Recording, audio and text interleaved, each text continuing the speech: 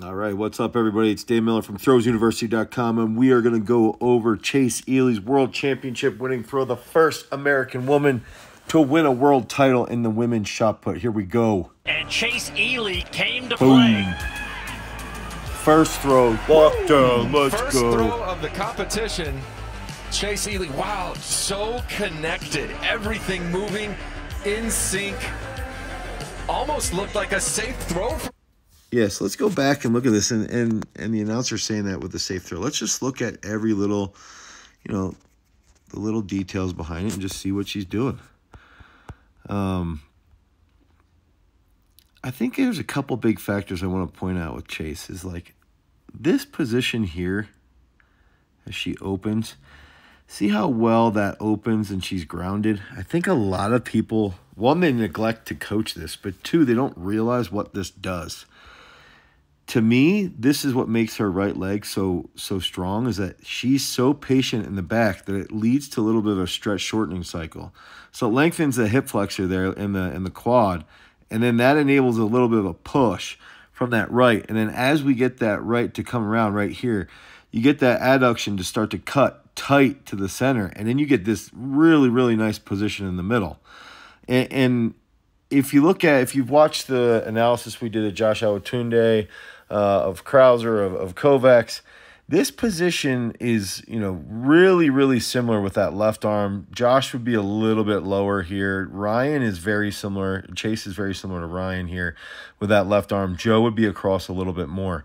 Now, the difference I see is Chase is a little bit later with that left leg. Left leg's behind that right foot, just a little bit, nothing crazy. And then right about this point here, you see that left foot rises past that left knee joint. And why I'm pointing that out is that right here, it's a little bit lower. And that's about where Joe tends to be, is almost like in line with that knee joint. But she's still, because of that left arm position here, and I wanted to point this out, that they're all so similar with that left shoulder, right quad, right foot. That just lines everything up so that as that left comes around, you've got like this, I sort of call it this trebuchet, like this little coiling action here, that when that left grounds, now that left arm is here, left leg comes down real well there, right? And then everything comes out. And one thing on this throw, where the announcer had said it looked almost like a safe throw, I think he's saying that because if you look at her left foot, see how she's up just a little early, shot still in the hand. She reverses forward to where that left foot was, but maybe like 2 or 3 inches shorter, just a little bit short. And that doesn't matter because when you go back to, yes, if she stayed down on the left, theoretically she's going to throw farther. But if you go back to this position here, that right cutting so well, left leg's moving, watch how well she just works that right side. And, Chase, she's thrown at garage strength. I've seen her compete, 100 times. She's a gamer, and she knows how to stroke the hell out of that shot, right? Like, it just goes. I always like looking at that delay. Look at the delay in the screen up there. It's like what's that second delay there? Just a little bit. But that's the whole big thing, is like her right side is so explosive. And if we look back here, she's unique in the fact that if you looked at Joe coming out of the back, or Krauser or Josh, their left arm leads them a little bit more. And I believe Chase sort of holds that position. I think my understanding is from earlier in her career when she was learning the spin, back to 2017, 18, 19. I think it was mainly 17 and 18. She had a tendency to fall in. So this is how they sort of figured out, okay, let's try and hold that position. Now look at that left hip, left knee's in line with the center of sector, nice active right leg. Everything lines up. I always say, look at the left hip. That's going to tell you where to go with your right.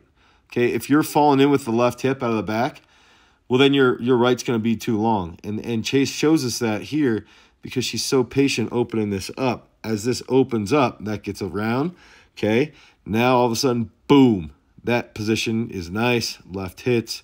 And then that leads to this nice position with the left arm and the right side coming through.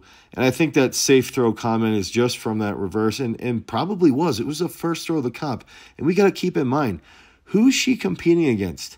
Okay, she's got the New Zealand girl who got, 6th at the Olympics or 5th at the Olympics and had like 5 PRs and threw really well this year. She's got Diamond League champ, okay, in Maggie Ewan. She's got Danielle here, one of the greatest ever in the Western Hemisphere, Jamaican shot record holder, Pan Am Games champ. Fanny Roos back here, Swedish champ and just absolute baller. So she's doing this in the toughest, in my opinion, the hardest women's world championships ever.